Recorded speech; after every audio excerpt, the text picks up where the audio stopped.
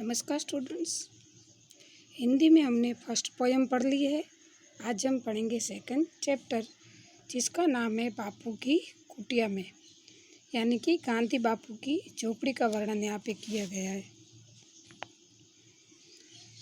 इस गद्य के लेखक है रामवृक्ष बेनीपुरी। उनका जन्म हुआ था 1902 और मृत्यु हुई थी 1968 में। स्टूडेंट, थोड़ा हम लेखक के बारे में जानेंगे। रामवृक्ष बेनीपुरी का जन्म बिहार के मुजफ्फरपुर जिले के बेनीपुर गांव में हुआ था।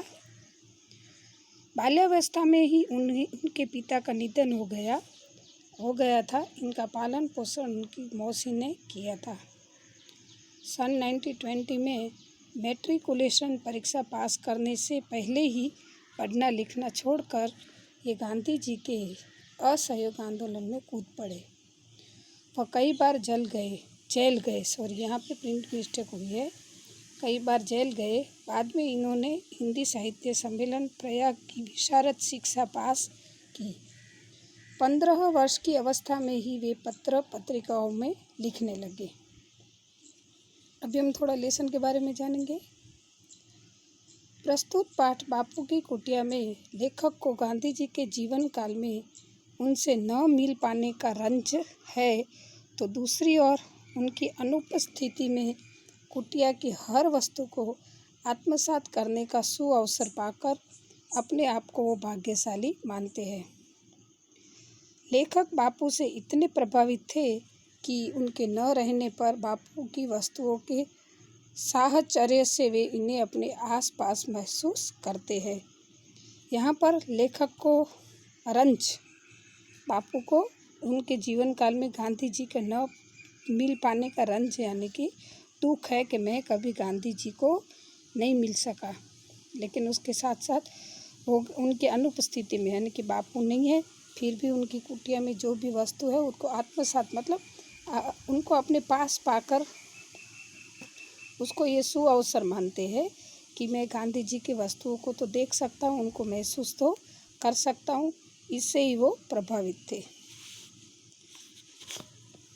बापू, यहाँ तुम्हारी इस कुटिया में तुम्हारे पायताने बैठकर ये कुछ पंक्तियाँ लिख रहा हूँ।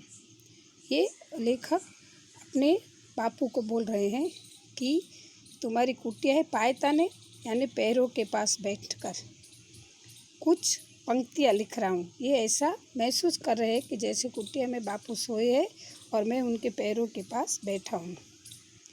जब तक तुम यहाँ थे मैं नहीं आया, यह मेरा दुर्भाग्य था या सौभाग्य। दुर्भाग्य तो था ही, क्योंकि जिसके आदेश पर अपने जीवन के प्रवाह को मोड़ दिया, जिसकी आज्ञा पर बार बार अपने को संकटों में डाला और सबसे बढ़कर जिस विश्ववंत व्यक्ति के दर्शन के लिए दूर दूर देशों के लोग आते रहे, उसकी ज़िंदगी में उसके आवास स्थान पर पहुंचकर उसकी चरण रज से अपने मस्तक को धन्य न बना सका। लेखक कहते हैं कि जब बापू तुम यहाँ थे, यानी कि गांधी जी को बोलते हैं कि जब आप यहाँ थे तब तक मैं आपके दर्शन के लिए, जिसके दर्शन के लिए पूरा विश्व आता था, ऐसे महान व्यक्ति के दर्शन के लिए मैं नहीं आ सका। ये मेरा दुर्भाग्य था। बापू अपना दुर्भाग्य वो लेखक मानते हैं कि उनके स्थान पर पहुंचकर उनके पैर छूकर उनके चरण रज से अपने मस्तक को धन्य बनाना, ये सब वो अपना दुर्भाग्य मानते हैं। लेकिन फिर भी क्या बोलते हैं कि अगर ये मिलता तो मैं छोटे से गांव को भी एक दिन पवित्र। फिर बापू तुमने तो अपनी चरण धूलि से मेरे छोटे से गांव को भी एक दिन पवित्र किया था। यानी कि बापू लेखक के गांव में गए थे। अतः यह स्वभावतः ही उचित था कि जब तुम यहाँ थे मैं आता और तुम्हारे दर्शनों से, तुम्हारे चरण स्पर्श से अपने जीवन को कृत्य करता। पर यह सब नहीं हो सका। लेखक कहते हैं कि ये सब नहीं हुआ क्योंकि मैं तुम्हारे स्थान पर आया ही नहीं। अगर जब तुम थे और मैं आता तो मेरा जीवन कृत्य यानी धन्य हो जाता। मैं अपने जीवन को धन्य कर देता तुम्हारे दर्शनों से और तुम्हारे चरण स्पर्श से। किंतु देखता हूँ और आज यहाँ प्रत्यक्ष कर रहा हूँ आदमी का दुर्भाग्य।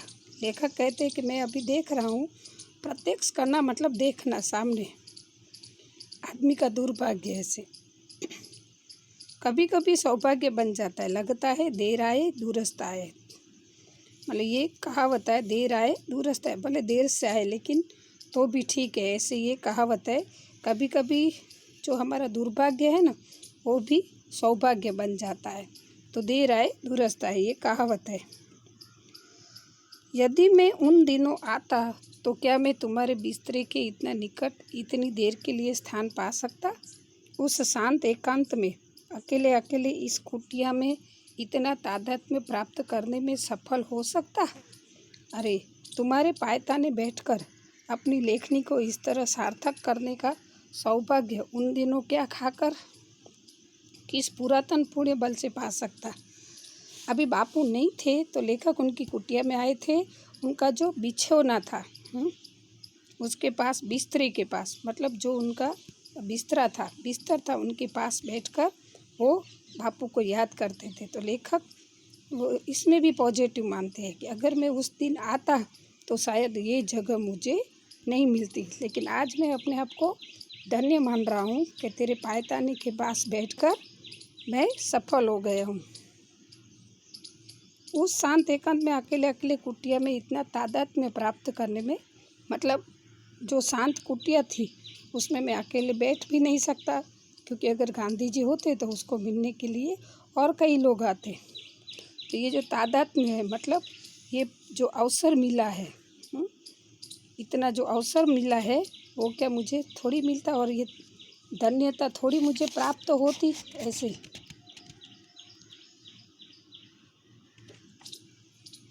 अरे, तुम्हारे पायताने बैठकर अपनी लेखनी को इस तरह सार्थक करने का सौभाग्य उस दिनों क्या खाकर किस पुरातन पुण्य बल से पा सकता कि अभी तेरे पायताने के पास बैठकर मैं अपना लेख लिख रहा हूँ, लेखनी चला रहा हूँ।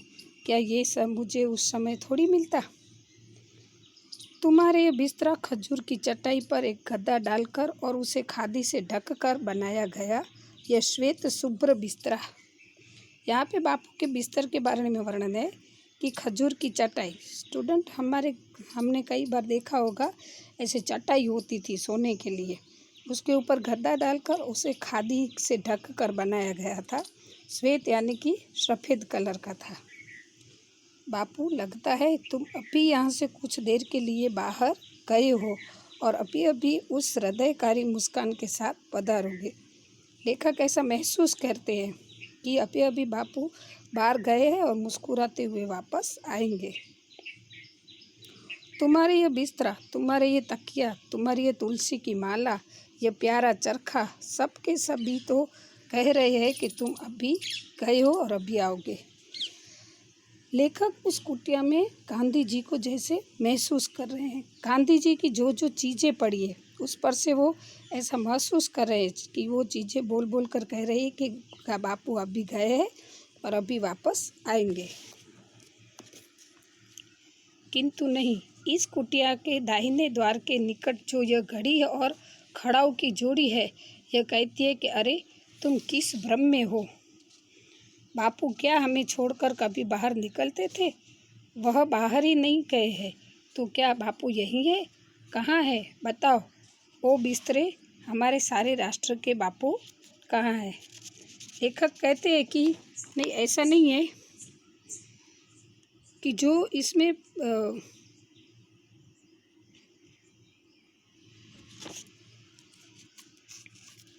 घड़ी है, जो घड़ी है और एक खड़ाऊ की जोड़ी, खड़ाऊ यानी कि ऊंची नीची सतह, यानी खुरदरी जो जगह है ऐसे। तो ये ऐसे बोल रहे हैं कि क्या बापू कि तुम किस भ्रम में हो? बापू तो हमें छोड़कर कभी बाहर निकलते थे, मतलब वो घड़ी बोलती थी कि मेरे बिना तो कभी बापू बाहर निकलते नहीं थे, और अभी भी मैं इधर हूँ तो बापू भी इधर है। तो क्या बापू यही है? ऐसे बताओ कि वो बिस्तरे हमारे राष्ट्र के बापू कहाँ हैं? लेखक अपनी जो बापू के प्रति जो भावना थी वो वहाँ पे व्यक्त कर रहे हैं। बिस्तरा नहीं बोलता किंतु खुली अलमारी पर रखे बापू के तीनों बंदर तो इशारे से कह रहे हैं, आँख बंद करो, जबान बंद करो, कान बंद करो, अपने को आत्मस्थ करो, फिर देखो बापू यही है। लेखक कह रहे हैं कि उस समय बिस्तरा नहीं बोलता था, लेकिन जो खुली अलमारी थी उसके ऊपर बापू के 3 बंदर थे, वो जैसे इशारे से लेखक को कह रहे थे कि आँख बंद करो, अपनी जबान बंद करो, फिर कान बंद करो और अपने को आत्मस्थ करो, मतलब अपने को ध्यान मग्न करो और फिर देखो कि बापू यही है। और सचमुच पा रहा हूँ कि बापू तुम कहीं नहीं गए, यही हो, इसी बिस्तरे पर उस तकिए के सहारे बैठे हो। हाँ हाँ, इस शांत एकांत में, इस सारी कुटिया में बापू मैं पा रहा हूँ।